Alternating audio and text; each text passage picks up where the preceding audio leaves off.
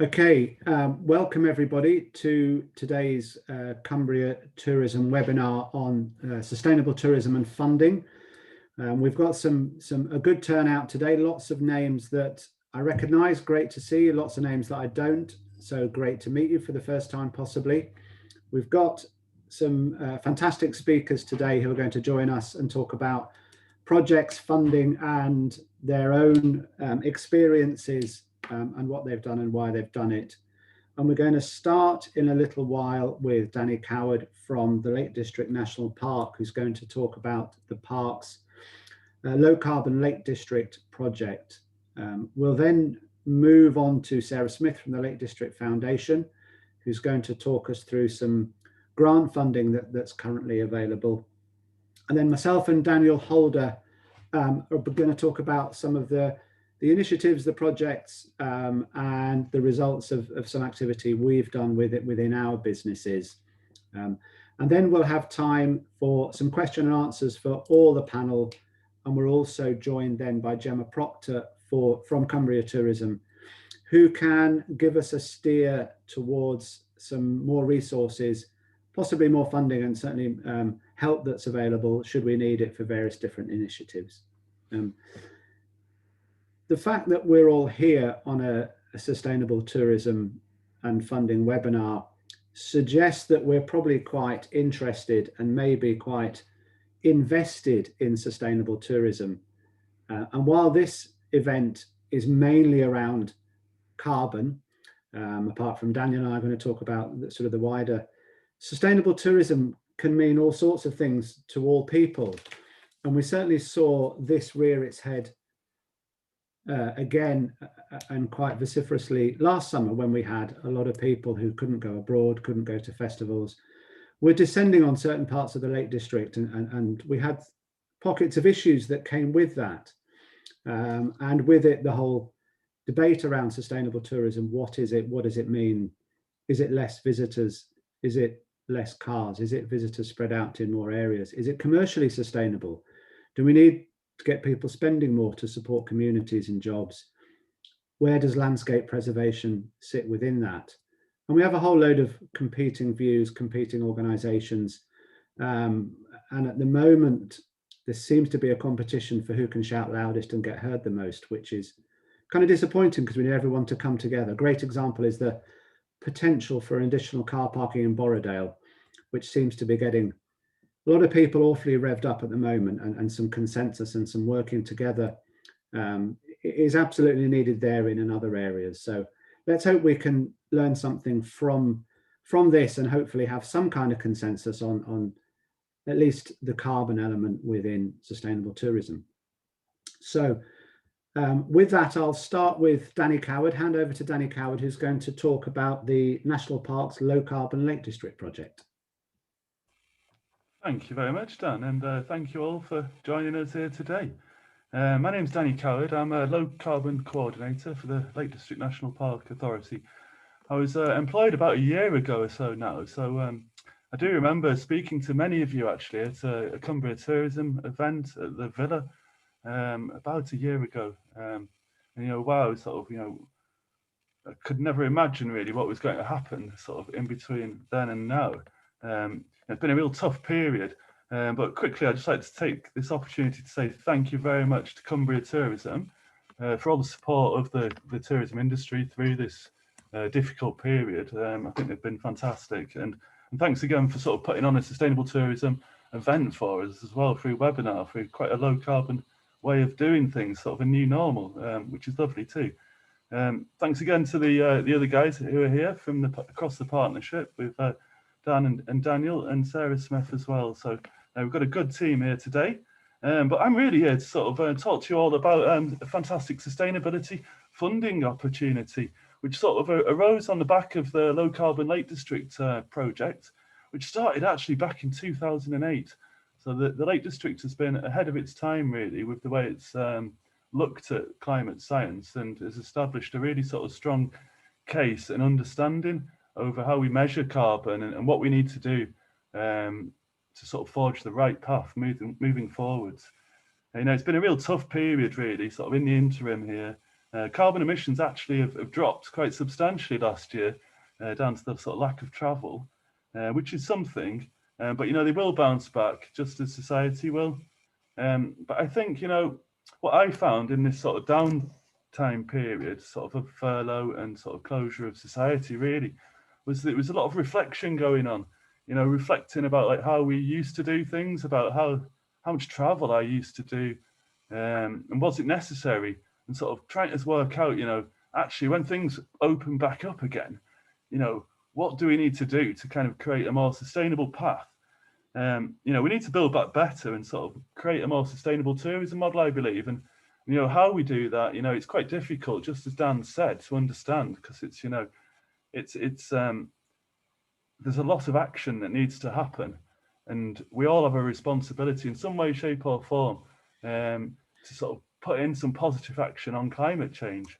And that's where the sustainability funding opportunity comes back into this. So without further ado, I will pass you across to Sarah Smith from the Lake District Foundation, who will talk you through a fantastic grant initiative. So over to you, Sarah.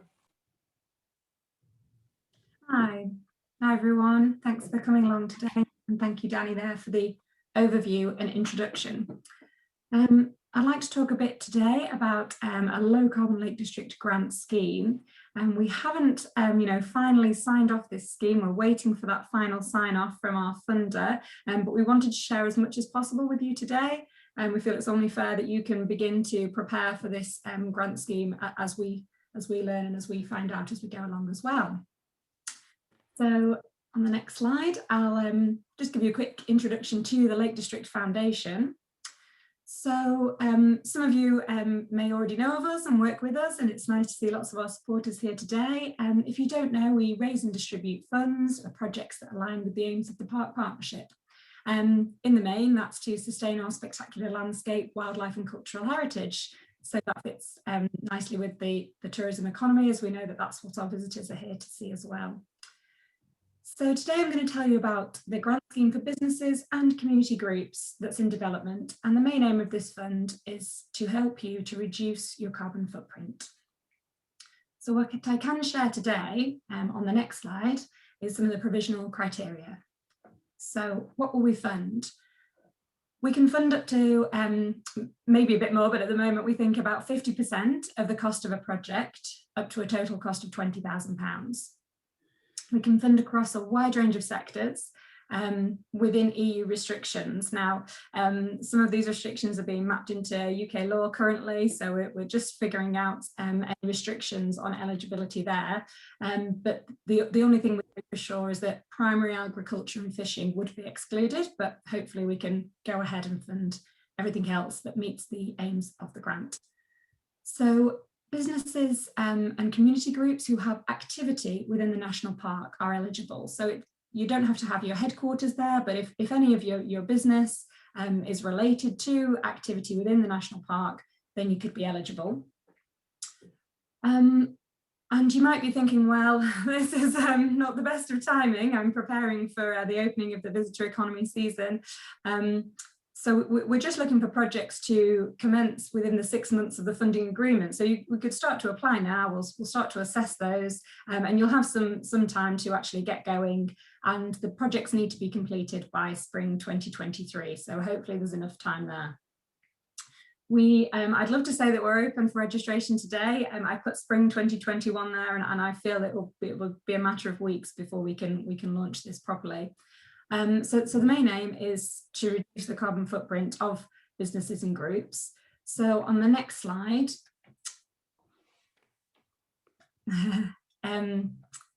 is some more information about what we might fund.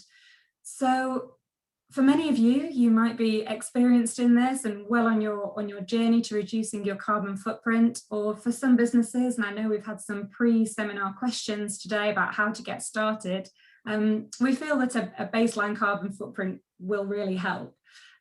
It'll also help in your application procedure as well, but it might point you to areas that you could start to concentrate on, maybe some quick wins, maybe something that's already been trialled in your area, in your sector. So I've just put up there a couple of potential ways to calculate your carbon footprint.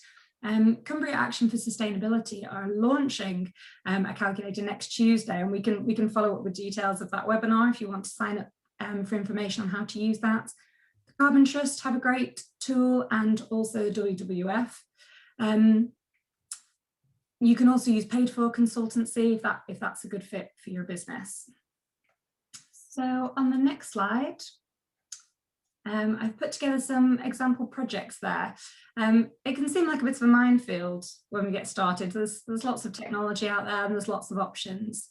And this is why we've suggested that people start with a carbon footprint, just a basic look at where are you, using most of your energy currently. We're also going to put together some case studies, hopefully have a range of case studies across a range of interventions, a range of sectors, so that you can learn from what's happened within the county and perhaps wider. So it might be something to do with energy use and energy generation, such as solar thermal, anaerobic digestion.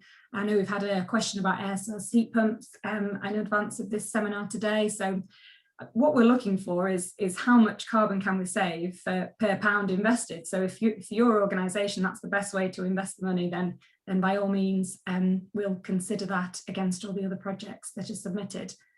Energy efficiency projects as well are really valuable. So that could be LED lighting, for example, if that's a significant part of your business activity.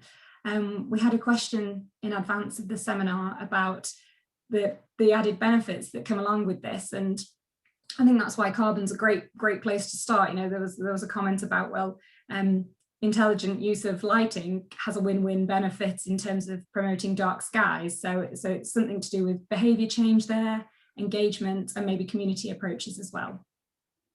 So on the next slide, I'd like to outline the process.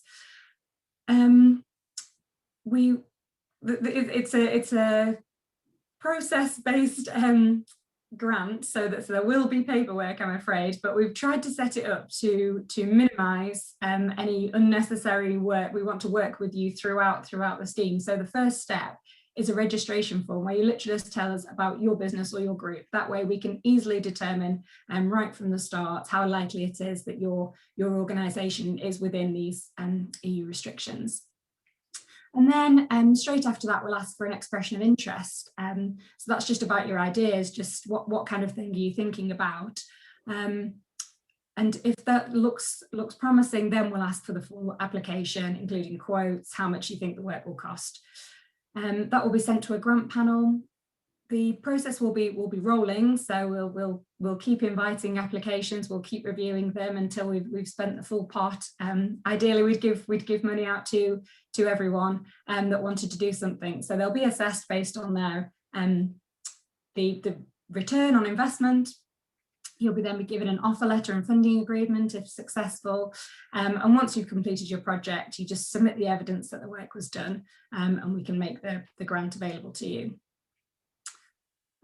On the next slide, we just wanted to say that, we know that we face uncertain times. We have a roadmap now, but not everything's set in stone, and an investment this year is not going to be easy. So as a funder, we always aim to be as supportive and transparent as possible.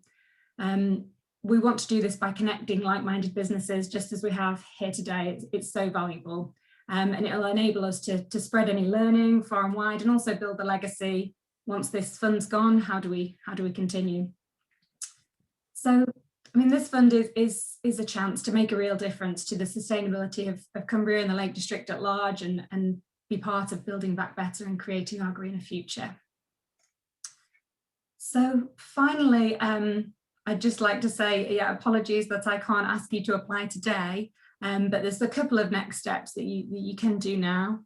We're collating those case studies. So if you have done something that you think is of interest to other businesses, we're going to hear from the Quiet Site and the Langdale as some examples in a moment.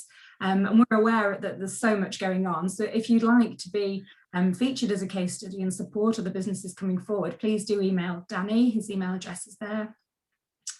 You can start to think about your data. Do you have everything you need?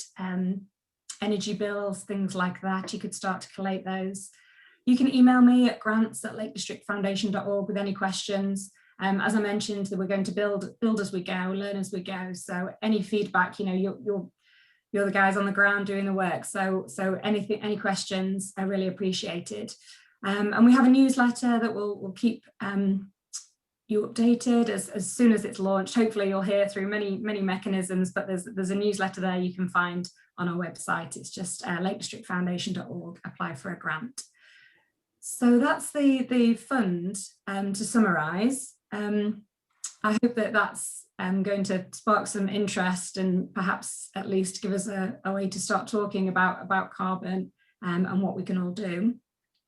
Next, we'd like to hear from Daniel and Dan, who are going to give us some practical examples. And I know a lot of you that are here today are keen to hear about those things, so I'll swiftly hand over and let them crack on. Thank you.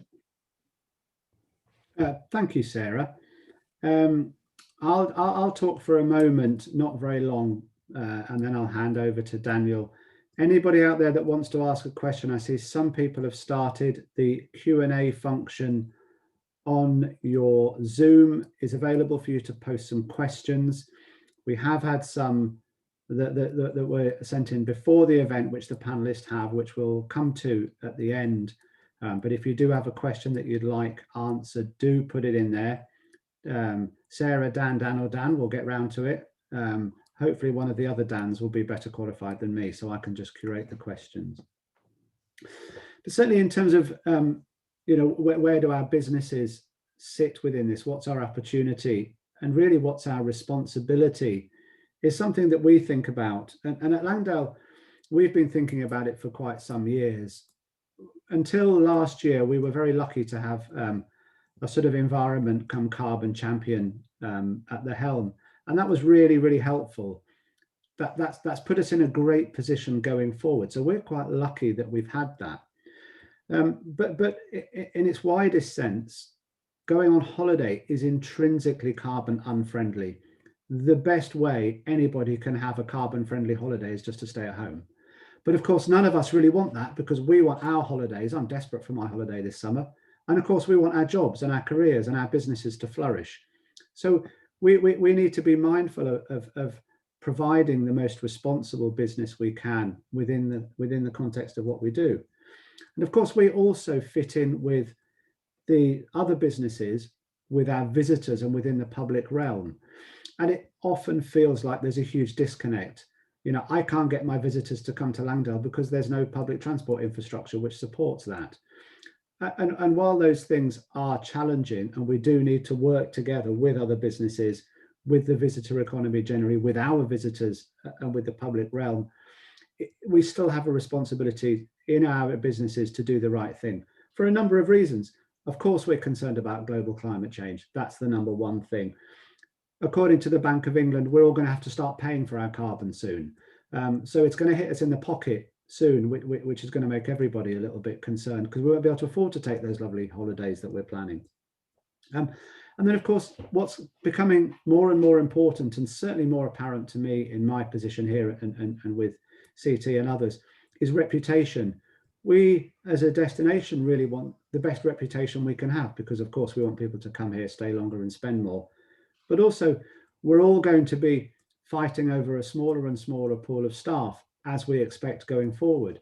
It could be that people are starting to choose to go and work in the Lake District and with our businesses because we're the best employer, not just because we pay the most or provide the nicest meals on duty or the coolest uniform, but it could be that we have the best net zero aspirations and the best plan in place as well. So all of these things are going to become more and more important as we move forward. Certainly for Langdale, we know that there's no golden bullet to fix this. It's an ongoing and it's a never-ending process. So we look at all the lots and lots of small wins, which has been mentioned already, from things like replacing plastic pens with pencils in rooms and in conference facilities, buying a low carbon tariff on our energy. We've done some big projects like installing biomass to power our swimming pool, which is hugely energy draining. When we do bathrooms, we fit facilities that use less water, therefore need heating less. And if it becomes a mindset that every time you do something, you look at it. We're currently putting in some new equipment in one of our commercial kitchens. Is the equipment low carbon? And those are just questions that we ask without even thinking now in our business. And once we start to get that, we really see a difference in our carbon footprint reports. And all those little things add up to a big reduction in carbon. And that's certainly the way we have intrinsically established that within our decision-making process and within our supply chain, knowing that there isn't a sort of golden bullet to suddenly have one big project to reduce our carbon. And of course, that spreads out not just to CO2, but to things like plastic, waste, local communities, and so on. So yes, we have a very, very big list of small things that we've done. I can share that with people if they're specifically interested in to look at some of the things we've done. And it is published on our website in the About Us. There's a corporate Langdale section within our website. So if anybody does want to have a look at that list, maybe it was last updated a little while ago, we're very, very happy to share that with anybody. That's just a little bit about where we are and why we do it. But for a bit more detail on some sort of specific projects, I'll hand over to Daniel Holder from the Quiet Site, who can talk us through some of the exciting stuff he's done. Over to you, Daniel. Thank you, Dan. Thank you for that introduction. So, hi, and thank you for inviting me to talk about the Quiet Site's sustainable journey.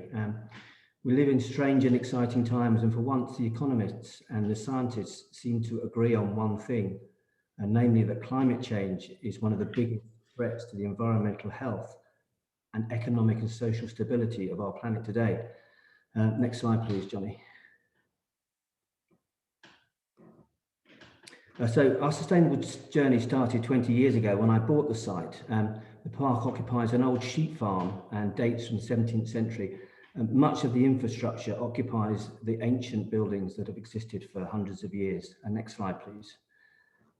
My first project as the new owner was sadly not the sexy one that I'd envisaged.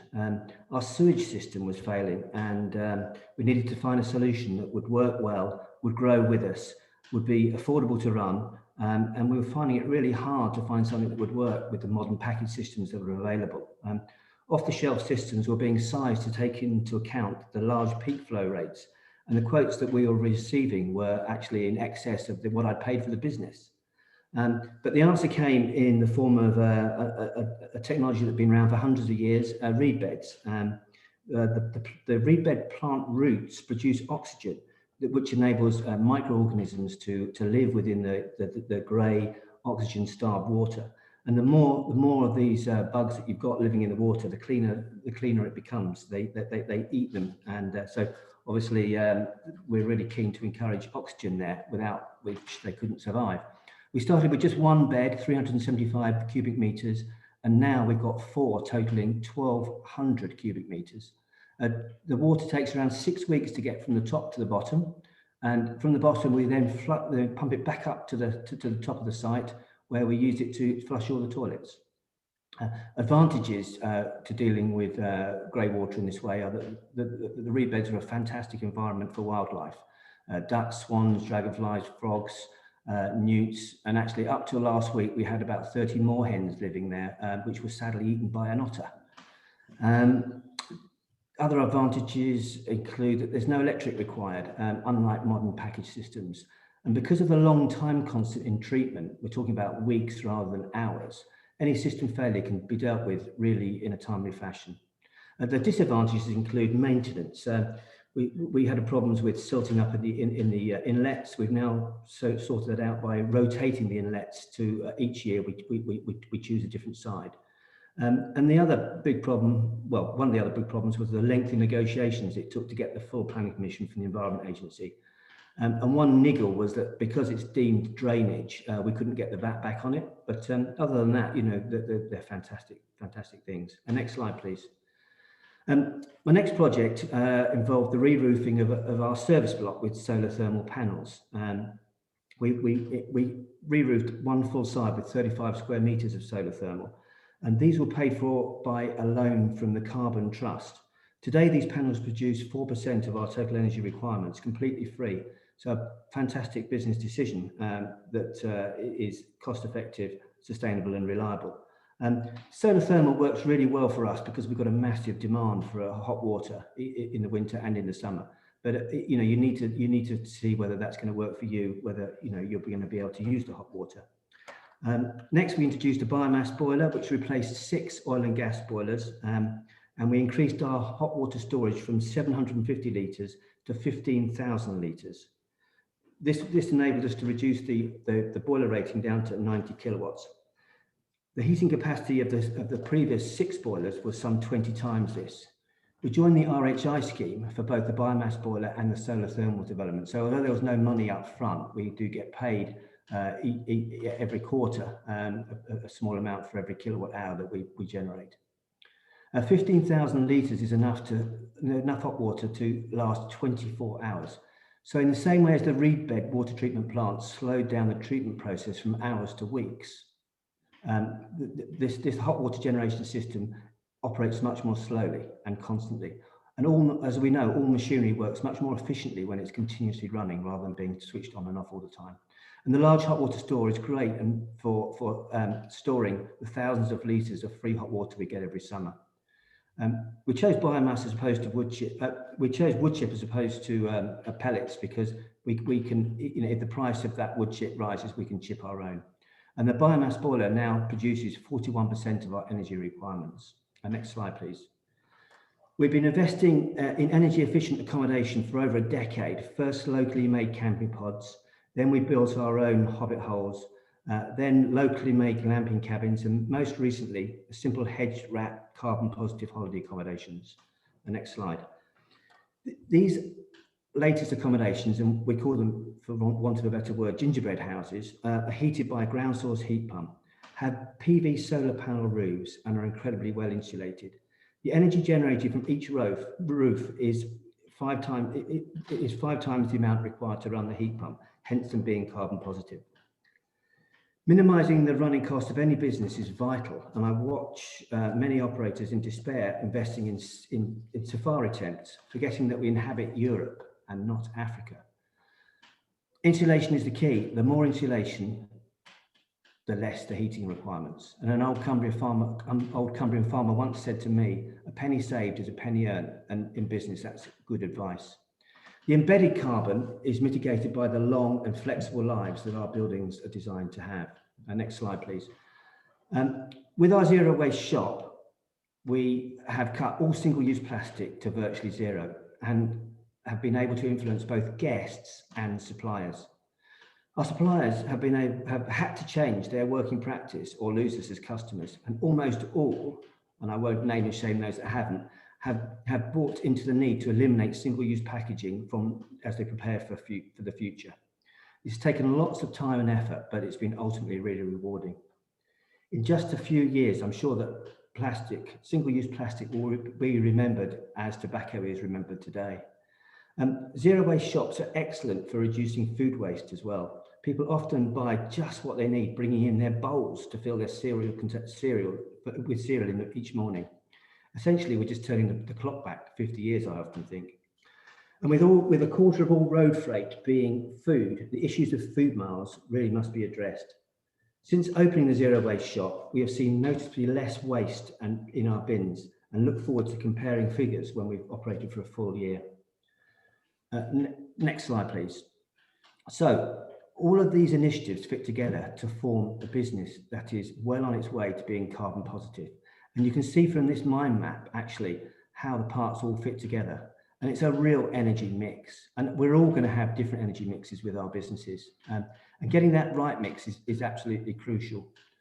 When I first put in PV panels many years ago, they were very, very expensive. The price has dropped now significantly. And indeed, the payback is just 5 or 6 years now on PV. So that's always worth an option. It's taken 20 years of hard work and a great deal of investment to get here. Every new project we undertake is now measured in 4 ways. We look at the carbon footprint, then we look at how much waste it's going to produce. We look at the community, how it's going to impact on our community, and then we look at, obviously, the profitability. So where do we see ourselves in 20 years? Well, utilities-wise, I don't think we're very far away now. We're geared to respond quickly to changes in technology and working practices while offering a high-quality visitor front-end experience. We offer accommodations that are incredibly energy efficient and designed in such a way as we can easily transfer the input energy types as new developments come online.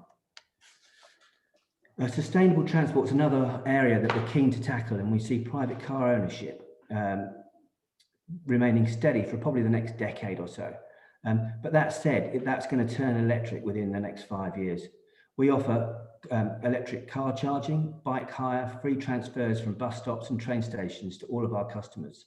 And car charging, if you're thinking of putting, I mean, there's a lot of questions about car charging. If you're thinking of putting car charging points in, you know, you perhaps don't need to go for the fully fast charging that many of us do. If you're just operating, you know, maybe 1 or 2 holiday cottages, you could certainly consider a slow charging point that should just come off your domestic supply. But for a holiday park like us, we have to provide fast charging as a matter of course. I'm a founding member of an Ullswater group looking at integrating sustainable transport within our valley. We're looking at both short-term projects and a long-term vision. And the short-term goals include linking Ullswater by multi-user paths to Penrith Station and getting a network of bike and car charging points in place in the valley. And indeed, I know there's many initiatives across the lakes to try and do this. The long-term vision includes a move to all transport becoming electric and linked.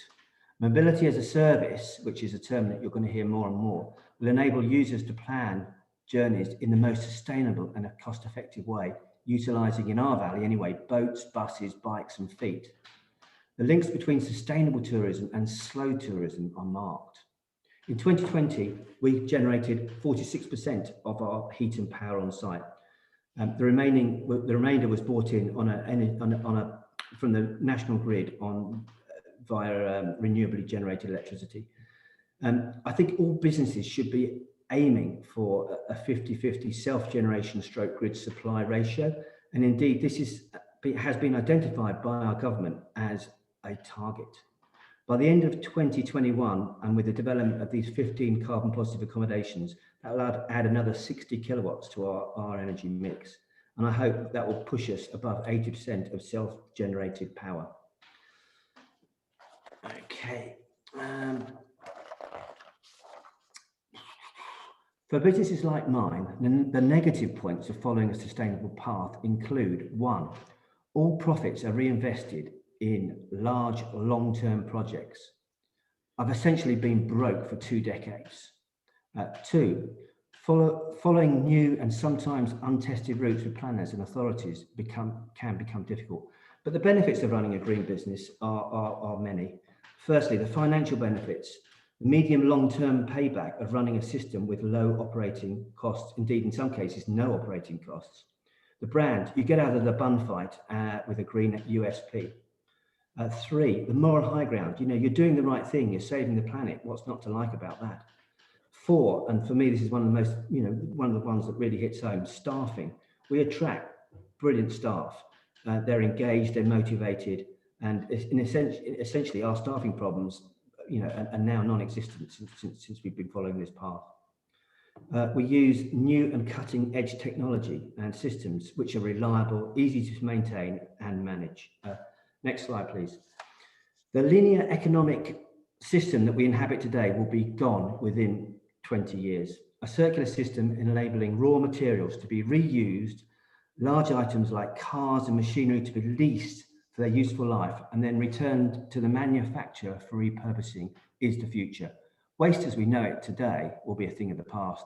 Society will never vote to impoverish itself due to lack of fuel. So the only way to remove carbon from our world is to provide a carbon-free alternative. Last slide, and the conclusion, you'll be here. Our world has had 2 energy revolutions in its history. The first was the agricultural revolution, which exploited instant sunlight. Secondly, there was the industrial revolution that exploited fossilized sunlight. We're now on the 3rd energy revolution, so let's call it the green revolution. This relies on instant sunlight as well as wind, tidal, geothermal and nuclear energy. I started by saying that we live in strange and exciting times. And as the world enters its third energy revolution, society and business will be subject to massive changes, turmoil, and opportunities. I hope I'm still around to see this revolution conclude, and that concludes my talk. Thank you for listening. Really interesting. Thank you, Daniel. I do particularly like your analogy that the use of single-use plastic will become like tobacco. I'm thinking that maybe a lot of people will just dip into it when they've had a few drinks, possibly, as the way forward, and then avoid it for the rest of the time, which you often see. But I think you're absolutely right about differentiation, as well as being the right thing to do for a number of reasons, commercially, environmentally, sustainably. I suspect you're probably charging higher rates than most of your peers locally, and that's supported and justified exactly by the work you've done. And really, really important going forward is people. You've also mentioned that people want to come and work for you. You're the go-to place for a lot of people to work because of what you do. And as we know, for many, many years, recruiting has been and can be a challenge in the Lake District and in Cumbria, particularly in those areas of where transport is difficult and affordable housing in short supply and all the things we know about. So those kind of things are really, really important. So thank you for that. We'll move. We've got a lot of questions, some of which have been submitted in advance. And I know we've covered quite a few of those intentionally, and there's quite a few that are in the Q&A as well. So I'll go through some of those and just highlight. There's a few statements that have been made which are not questions, so I'll just highlight that there's one around lighting and the benefit not only of energy efficient lighting, but of course energy efficient lighting and the correct lighting can lead to some fantastic dark skies experiences as well. And I know that some organizations locally have had some really good dark skies events, and that is going to continue. And for those people that don't get to enjoy dark skies very often where they live, again, it's a great reason to come to the Lake District. There's a question about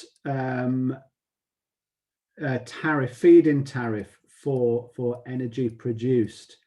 That might be one for one of the other panelists. I'm not aware. It's not my but Sam or Danny might know a bit more about that. Sorry, Gemma or Danny might know a bit more about that.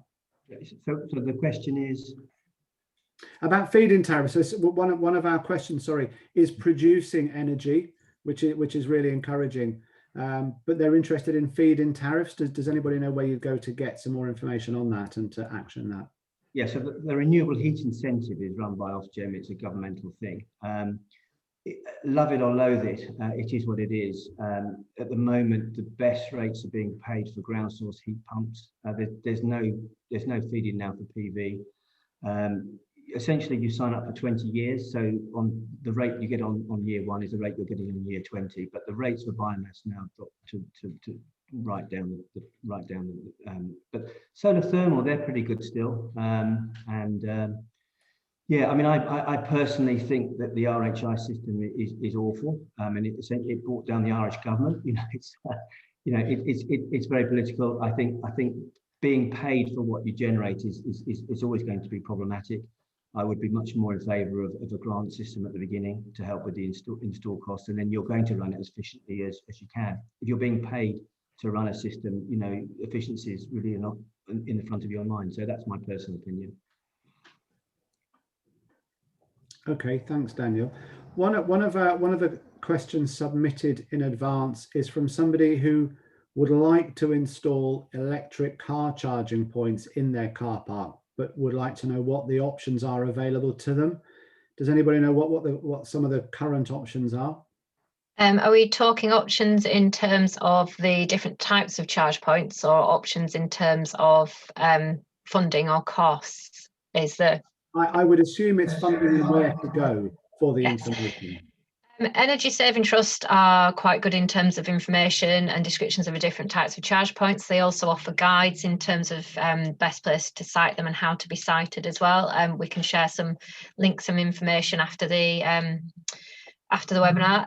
The other thing that's worth noting is, I'm not sure if somebody from CAS is in on the webinar. I think somebody might be, but CAS at the moment, Cumbria Action for Sustainability, they do have some funding, and they're looking at for community charge points, so hosts for community charge points.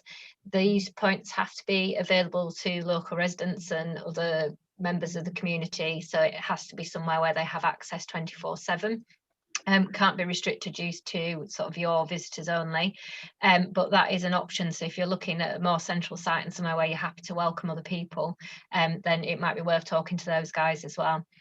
The other thing to bear in mind is that if you do have a restaurant or food and drink services on your site of any sort, that it might be, you know, people have something to do whilst they're charging. You know, they sit there. If it's a slower charge point, their vehicle has to be there for a while, and they are looking for things to do, and it ties in quite well with a food and drink offering. So there's definite benefits to being a host.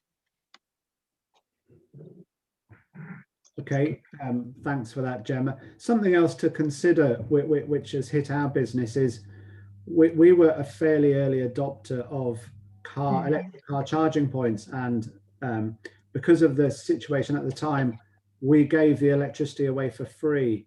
We now find it, we've kind of set a bit of an expectation there. So that's something to consider, particularly as the price of charging when we set up was very cheap, but we can't guarantee that to us going into the future. So that's certainly something to consider as well. And again, this might be one again for Gemma, but somebody's asking about, are there any plans for an overall map of car charging points within Cumbria? And I know this is something that we have looked at in the past, and other organisations have looked at in the past, as part of the Go Lakes travel project. Gemma, is there an update on that? Yes, it is something that we have looked at, and again, historically it's been very difficult because there are a wealth of different charge points out there, different types of charge points and different levels of access to those charge points as well. We tend to refer people back to sort of more national maps that we can then point people to and flag people to. Currently, that map tends to be the most used one and most visited map. But I've heard this morning that apparently the government aren't massively keen, because they're starting to sort of dominate the market and the traffic in terms of being that information resource. And they're quite keen to look at developing alternative resources as well. So yes, it is something that we will look at. I mean, there's an awful lot going on in the county at the moment, looking at planning of electric vehicle charge points and how that would work within Cumbria. It's quite a complex background because there's obviously the energy requirements to service those needs. And again, that can be very difficult in a tourism destination where there's massive fluctuations given seasons and times of year as to what sort of requirements are needed. So there's a lot of discussion going on at the moment at quite high levels in terms of what sort of strategy Cumbria should take going forward. In overall installation, is it something where we do encourage visitors to charge on the peripheries of the county before they enter, or whether we do actually put lots of charge points around the county, all dotted around? And if we do that, it's also where do we get the energy to feed all those, because again, it's with planning restrictions, a very, very sensitive environment. We are quite restricted in terms of generating electricity in renewable ways, and again, electric vehicles are only they're only energy efficient, you know, they're only carbon reducing really if we can use renewable energies to power them. So it is a very complex issue. There are maps being looked at the moment. We are pointing people to that map, and we will continue to do so. Cumbria Tourism's website does have, you can actually access and does have charges plotted on there that we're aware of. But again, we do require our members to let us know about those and to update that information and keep it current. So it's only as current as it can be, really. We're aware that there are other places where they have been installed since, and it's something that we do review on an annual basis. But I think it's something that has become more of a national issue. So hopefully there will be more resources developed and a leading one that we can point people through to. Thanks, Gemma. We of course also have an infrastructure issue in certain parts of Cumbria as well. I know our business has struggled with being able to implement some of the development we'd like to in certain parts of our business, just because it would need a whole new substation to be able to do it. And so certain things where we really want to install much more energy efficient solutions can be sometimes limited by the infrastructure that we're stuck with. Interestingly, Electricity Northwest do have currently running a consultation in terms of their electric vehicle strategy, and I can post a link to that survey if people do want to respond to that. I think it's due to close shortly, so I think it's either today or tomorrow that people would need to submit. But that might be, if people do feel strongly, there's some of the people who are developing that background infrastructure, so it is an opportunity to feed into that. Okay, thanks, Gemma. Sarah, we've got some questions around the grants, which I'm going to try and pull into kind of have a go at them in one go. There's a question from Eden District Council, have a program called Greening Eden. Is there match funding available for their businesses? We've also got a question about does the grant cover labour costs as well as installation and capital equipment? Can you answer those for us, Sarah? Yes and no. So in terms of covering the labour costs, I'm not certain actually, and I'm going to find that out as a priority. I had understood that it was the capital costs, but I do need to confirm that. There are some final details waiting to come through. I just answered a question on the chat as well about the staging and the budgets over time, and that will be answered at the same time. So I'll get those back to the attendees today as soon as possible. And the other question with regards to match, your match source for our fund in theory could come from any source. I think the thing that will be the main determining factor will be the EU and state aid rules and how that's being mapped onto UK rules going forward. That's something that we're just trying to get finalised as well, which is why we'll probably ask for the registration form in the first instance, which will ask any relevant questions about alternative funding in the first instance. Sorry that I can't give a concrete answer today. No, it's fine. And I'm assuming, Sarah, I'm going to probably head a whole load of emails your way, but we can share your contact details for you and Danny. So as people have more questions about the scheme, should they not be answered by what's on the website, we'll be able to pick that up directly with you guys, I guess. Definitely, yes. Please keep the questions coming. It's the funder of us wants to see the carbon savings, so and appreciates that Cumbria's its unique situation. So questions from you are going to actually help shape it as we go along. So please send those questions in. Thank you. Okay, great. Question from Jonathan. Thanks, Jonathan. Hi, we haven't caught up in ages. Is there a legal timescale for businesses to go net zero? Not that I'm aware of, but Danny, you're probably the best person to answer that. Yes, hello, thank you. No, there's no legal timescale. However, I'm sure there's kind of like a business expiry sort of scale if you choose not to act on climate change, because it's kind of unsustainable, because the energy costs of the future are going to rocket. So the cost of doing nothing is massive. But no legal timescale. However, everything's kind of like lining up for 2050, obviously. With the Cumbria is actually a bit more ambitious in terms of its optimism to reach the 2050, and it is looking a bit sooner, really, sort of in and around 2040 or thereabouts. I think the overall Cumbria is hoping to get to net zero ahead of the rest, and that's what we want to do. I think it was 2030, wasn't it, originally? Yeah. Yes. So it's all looking good. 2037, I think, but yeah, correct. Yeah, and my understanding, Jonathan, is that the current outlook is to price us into net zero rather than legislate. So I've been led to believe that we will be priced into it by taxes and by limitations on loans that we might be able to take out if we're not net zero or have net zero actions and aspirations as well. This might be one as well for Daniel, who's probably looked into every single heating option in detail by the sound of it. What's the panel's view on biomass? As time has gone by, it's become condemned as utterly unsustainable in carbon saving terms. Okay, well that's one view. I think, I mean, this is a very complicated issue. We buy our wood either locally, so it's felled within 10 miles of us. Sometimes we have to buy wood from further afield, and we always make sure that that's FSC approved, which means the woodlands are managed and sustainable. So they'll crop the wood, you know, they'll cut down and replant. So I think the key here is that the carbon is in a circle. You know, you're burning the wood, releasing the carbon, but then you're growing the wood to recapture it. So it's completely different to fossil fuels. So I think I would agree that I would be very much against buying wood that had been imported from the States or Russia, as we're seeing quite often now.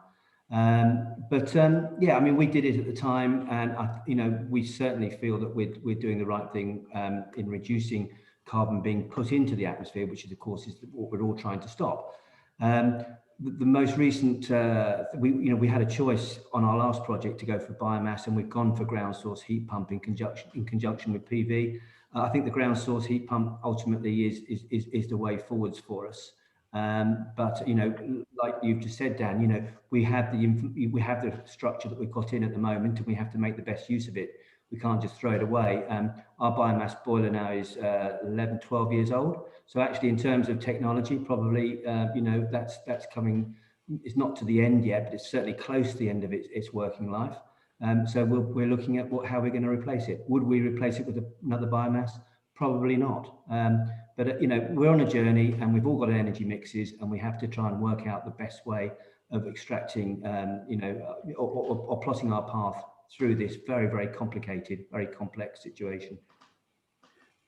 That's interesting, Daniel. Our experience here at Langdale is very, very similar. We invested in biomass some time ago, and our approach is very, very similar to yours, as in, buy approved wood locally rather than imported or whatever. So yes, we are of course releasing carbon every time we light the biomass, but I think you've also got to think of the alternatives, and particularly for us, where we've got an area such as our leisure and spa, where the demand is high and constant, then biomass is particularly suitable for that.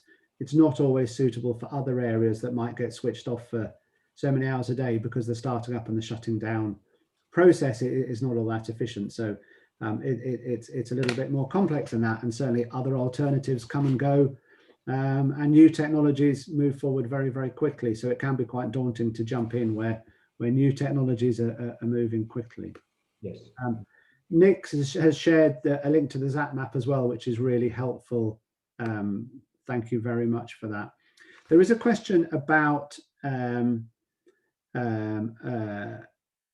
how can somebody reduce their carbon footprint. That's probably one for Danny. And Danny, I know, has an awful lot of practical ideas, probably too many to cover here, because we'd probably use up all the rest of our time. I've heard him speak on this before, and as a wealth of knowledge. So possibly one to contact. We can put you in contact with Danny afterwards, and certainly have a look at the Langdale website. We've put a list of the things we've done there, and there are other resources like that. I'm sure Gemma can probably point. Daniel, I'm sure you've got some stories on your website as well of things you've done. Yeah, we've got a full page of essentially every project we've done since we started, so you can see, you can plot our journey. Now, would I do it all again? Probably not. I'd certainly do a lot of it again. And I think we're all on a journey, aren't we? We've got to try. We're trying to stop carbon being released into the environment and slow down the global warming. And I think I sometimes get quite concerned that, you know, we look backwards too much, looking at what we're doing. We need to be looking forwards, and we need to be moving and doing things. You know, without that forward movement, you know, we're really not in a good place. And, you know, although I think that the timescale is 2030, isn't it? You know, I see that really as far too far along. You know, the carbon that's in the environment now was put there sort of 10, 15 years ago. So, you know, a carbon has a half-life of, I think, 23 years. So you know, we have to really think carefully. Otherwise, we're going to have to end up extracting carbon from the atmosphere if we're going to have any chance, unless we do some serious changes in the way we live in the next 5, 10 years. I think you're right, absolutely. And also my view is, as businesses, as maybe as individuals in our own lives, and as a destination, we shouldn't look at carbon in isolation. Looking at everything, whether it's carbon, waste, plastic, all these things, the environment, the natural environment, the built environment, all can seem very, very daunting. But if we build in a positive way of thinking about all of these things in our future decisions, you know, supply chain, all this kind of stuff, then it just becomes part of what you do, and it's not nearly as daunting as when you start out on the journey. And I think it's important, Dan, to remember actually that, you know, sustainable business is good business. You know, our running costs are significantly lower than a lot of our competitors because we've invested in technologies that are lower cost to run. So Daniel, I thought you were poor. I am, as you know. Yeah. Just there's a few questions about grants, and we've talked about this particular grant a few times. Sarah and Gemma, are you available? Are you aware of any other grants, particularly around sustainability, that we could point people towards for them to have a look at if they've got some aspirations? I think we're going to work on updating the section of the website, the Cumbria Tourism website, to try and expand that a bit more as things come through. There are a few things that are potentially in the pipeline, and there may be more coming from the government. But the CAF's zero carbon project is one to look at. They've got quite a few different schemes. Some of them are very much based around food miles and carbon reduction in terms of food, which is great. And again, that's something that the hospitality industry can get on board with, hopefully, when things open back up and we get to that point. So yeah, there are other projects around. I think most of the ones under the CAS banner at the moment are the major ones, and those are starting to filter through now. The money's not long been awarded there, I do believe, and they've just got sort of a team in place to start delivering things, so you should start hearing more about those shortly. And again, as things sort of filter through and we become aware of things, they will start putting more links on that section of the website, and I'll get Johnny to flag that up to everybody who's in attendance. There's quite a lot out there. I mean, it's very difficult because depending on everyone's specific needs depends on, you know, where the information sits and how to access it. But we can try and flag up as much as possible, and it's one of those where if people are really struggling and they have something in specific in mind, we might be able to flag them in the right direction as well. Okay, Sarah, are you aware of any other grants that might be available, or places people could maybe research what's available? Yeah, the one that springs to mind, if projects weren't eligible for our fund, if it was more of a kind of a research and innovation project, there's an eco-innovation Northwest project being led by Lancaster University and University of Central Lancashire. So there's a nice overlap there. If it's something that's not, you know, ready to go. That would be the main one. But yeah, we're working, Sarah, Danny and Gemma and myself, and we're getting that list together because our aim is to, anything that can't be funded, we don't just want to say no, we're going to keep on trying to find a way to make it happen. So that's a main priority for us, actually, to have that list available, and it will be on the Cumbria Tourism website, I believe, and probably across all partners.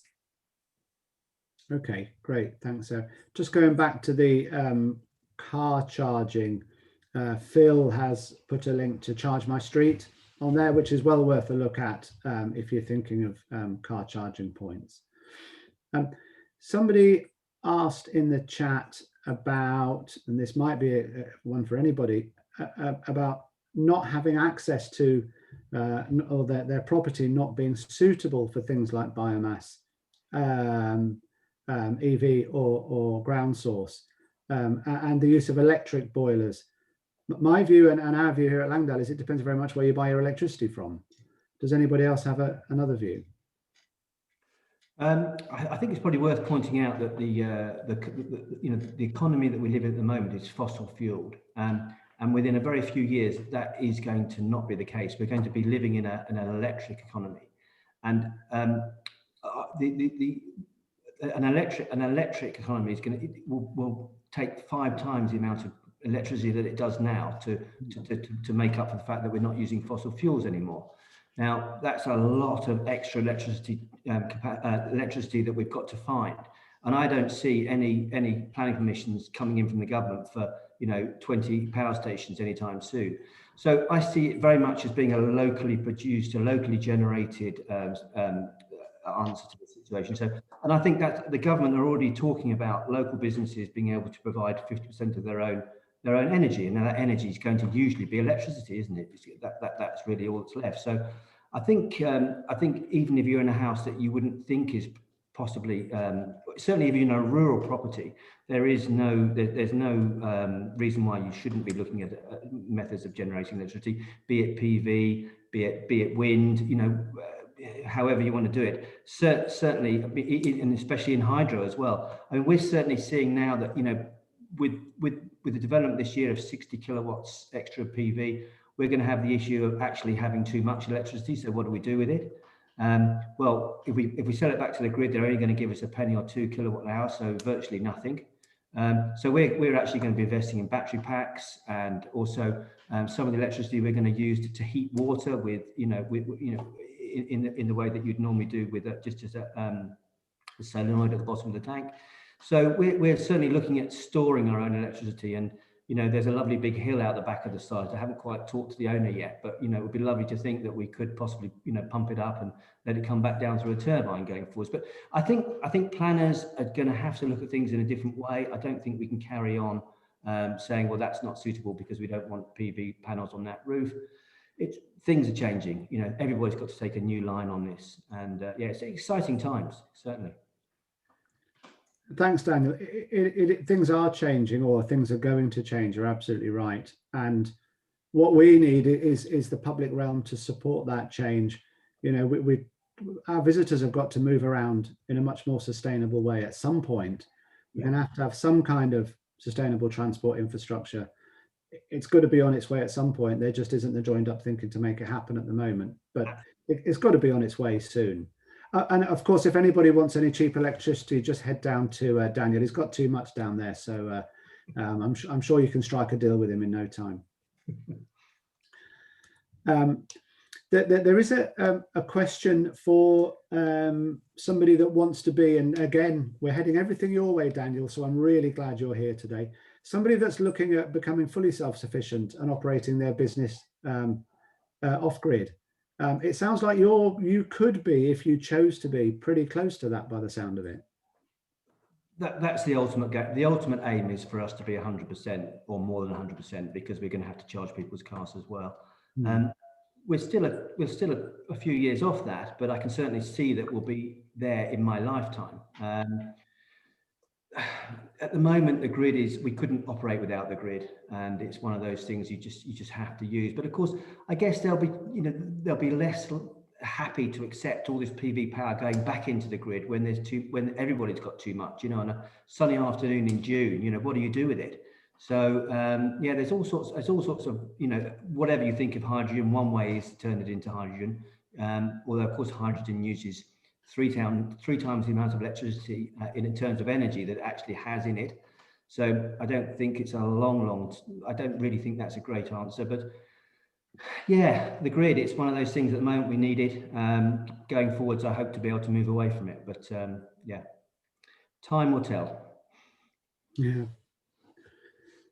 Does anybody else have a view on going fully self-sufficient? It's a brave step.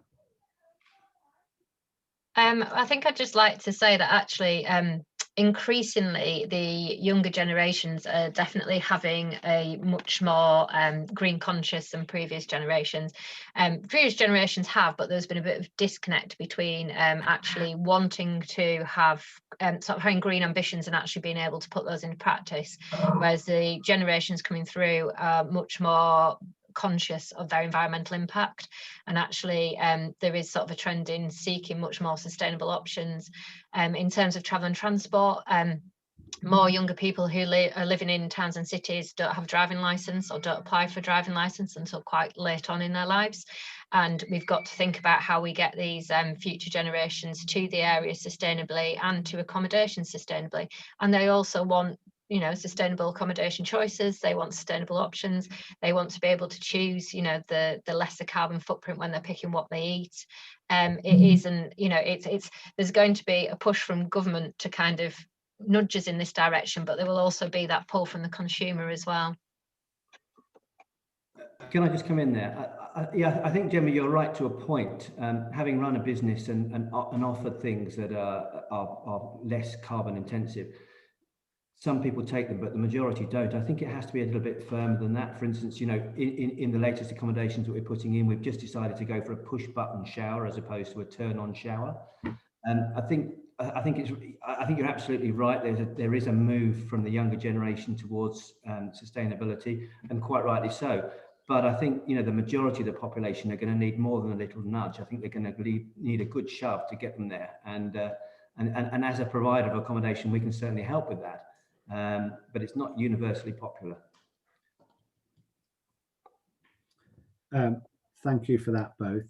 We've got quite a few links coming in and suggested links from people, both on the panel and from Philip, who's on the call as well.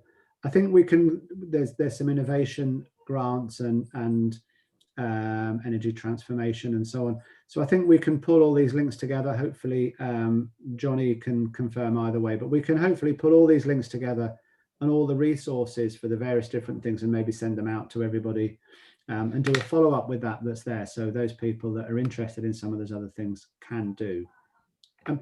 In terms of, I don't know, this might be Gemma, Sarah, or possibly Danny. In terms of suggestions where people can go for information or support around listed buildings, there's a different set of requirements around planning and so on for there. Is there a specific place to go? I would suggest the planners, but you might know somewhere better to go, Sarah, maybe? Yeah, I would say that the planners in the first instance, the National Trust are involved in the wider low carbon Lake District project. Yeah. Anything that we fund would have to have had the relevant planning permissions sought and agreed. I don't know if Danny, from a National Park Authority perspective, has something more detailed to add. Yeah, sure. Yeah, I'd recommend a duty planner sort of with regards to any listed buildings. You know, we've got such a lot of beautiful sort of character properties that sort of make up the Lake District. So, you know, in the transition, we've kind of got to be careful that we're doing the right thing in terms of how we transition these beautiful old properties into sort of future-proof buildings of the future to meet net zero ambitions, which isn't in itself a particularly easy thing, but we've got to be sort of sympathetic to those alterations. Duty planner will help. But sort of just going back to sort of earlier conversations, actually, you know, we're talking about grants, and which is great. But just a quick one, just to say that, you know, there's lots of positive actions that we can do that require sort of no capital investment as well. You know, sort of really engaging with your team in terms of how you operate your plant and key equipment and machinery around your business. You know, it'll save you about 20% or thereabouts potentially in terms of your emissions. So, you know, team engagement's great.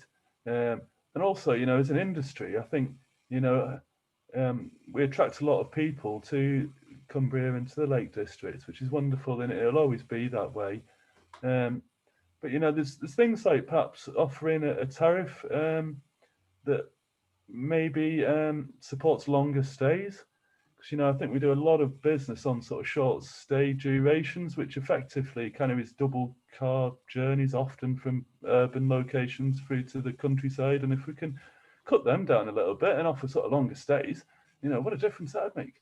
And that's sort of a free of charge thing. So yeah, it sort of struck me with that one. I'll pass it back to you, Dan.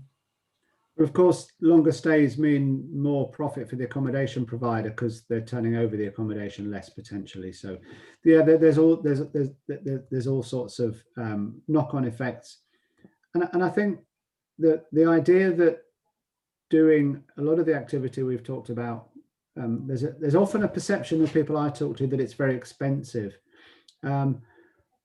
We always have a part of our decision-making process is the cost and the benefit, the commercial benefit, and it needs to stack up in the long term. And either Daniel's hinted at this many times. You know, it absolutely has to stack up long term as well as being the right thing to do. And sometimes the upfront cost for things like biomass, an installation of large projects is very, very expensive. But some things you can do absolutely right. Cost nothing or cost very, very little. And while they don't have a huge benefit in isolation, becoming part of the way you move forward can be valuable and can be important with your team and positioning for your business. We've talked about an awful lot of things like car charging, biomass, boilers and so on. And there's also a point in the chat, in the Q&A, sorry, about storage. And the question really is about deciding when to jump in with technology and when not to. How do we ever know? And I think the answer is that you never know when the right time is. But it's a judgment that you have to make at some point. And it looks like, again, we're heading to Daniel. You've made that decision many, many times. Lots of it we get right. Anytime you've got it wrong.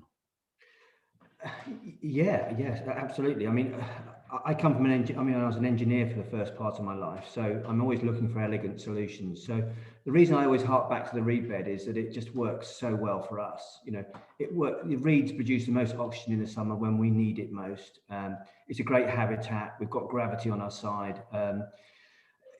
It was just so elegant, and that's what really set us off on the road to this whole thing. And so the more you do, the more you become a little bit sort of nerdy about it, really, the further you go down the road. So these last things that we're doing, the gingerbread houses, we're super excited. We're actually producing a building that's carbon positive, so that's going to offset some of the less good things about the business. And yeah, I'm trying to think of things that I regret. I don't regret doing any of it because I think it's a journey. You know, it's a mix. It's getting that mix right. You know, that mind map was so complicated when you look at it, but actually everything's integrated in, and it's. I think you've just got to look at your own individual sort of circumstances and try and work it out what's best for you. But don't do nothing. Do something. You know, even if it's a little bit wrong, it's probably more right than it is wrong. So I think you've just got to move forwards. Yeah, definitely. Sarah, I've got one for you here. We've got an activity provider that would like to move their guests around using a hybrid minibus. Is this type of investment included in the funding? In theory, yes. So with all these projects, all we need to show is that the investment led to a reduced carbon footprint. So if this is replacing a higher intensity form of transport, then yes, that would be a carbon saving for the investment. If it was a new service, we'd struggle to show that there'd been a carbon saving there. So in theory, yes. So I would say tell us more, and we'll look at that definitely. Okay, that's great. So whether it's replacing journeys in a previous higher carbon vehicle, or maybe replacing journeys in the people's own vehicle or whatever, we can show that. Okay. Yeah. Thanks. Okay. The questions have actually stopped coming in. So while we're getting fairly well on towards the end of our time, certainly, Danny, I know you've had some fantastic suggestions for people at events we've been to. And you've mentioned a few here. Just give us a few easy wins that we might just start to think about as we come into opening up again, welcoming visitors. We're going to be super busy. We know what it was like last summer. It's going to be like that at least again this summer. So in terms of the relatively short term, while we're busy and time's tight, give us a few things that we might think about which are fairly easy wins that we can start to get on board with. Oh, well, your quick wins really is, in my opinion, at the moment, will be as you're recruiting new team for the new season and opening up and getting all those team members fully aligned to sort of buying into what the principles are of your business or the objectives with regards to sort of how we operate as sort of responsible holiday makers, I suppose. Buying into that ethos that the business shows and illustrates. I think it's quite easy to do at places like the Langdale and the Quiet Site because you will buy into that. But having your all of your team fully sort of signed up to it, and who are your communicators? They're communicating on a daily basis. They're proper engagers and recommending where to go, how to do it, and what to see in the most sort of sustainable way. Making sure that kind of putting the visitor experience at the top of the agenda really, and people are having fantastic times in Cumbria in the Lake District. So engaging with your team, that's the quick one if you ask me. And you guys will know from running, you'll have probably kind of like training sheets which have perhaps certain key things that you pass across through that induction process. Well, if you don't have those, like set those up because, there's some great operational sort of quick wins from how you handle your waste and your recycling through to sort of how the cleaning teams operate as well, to how, if you've got swimming pools and things, how you operate the backwash and what temperature you go up to. And, there's just some little tweaky sort of bits that you can do to your business, but engage people, engage your team, engage with your guests. That's my advice. Okay, thanks, Danny. Sarah, just while we've got just a couple more minutes, you've talked extensively from the Lake District Foundation about this particular grant scheme.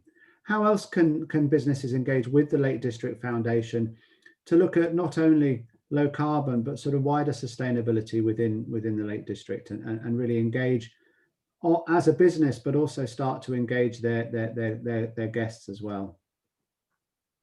Yeah, thanks, Dan. I mean, we know that our visitors love the Lake District, and we know that the main thing that keeps them coming back is the outstanding landscape that we have.